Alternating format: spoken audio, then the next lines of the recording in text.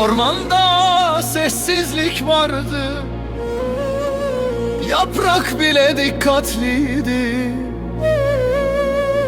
Bir gölge düştü toprağa, korku ilk kez adıyla çağrıldı. Boynuz değildi suç olan, güzelliği fazlaydı belki. Bakmak bile yeterdi, hedef olmak için sessizce.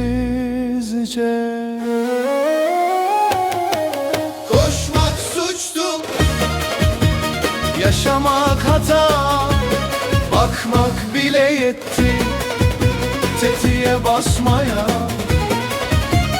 Koşmak suçtu, korkmak delil, masum olmak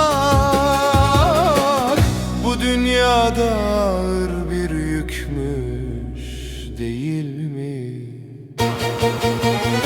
Nefesi duyuldu uzaktan, kalbi hızlı, yolu dar. Av dediler, spor dediler, oysa biri daha eksildi hayattan. Duvara asıldı gurur, fotoğrafa sığdırıldı bir can daha,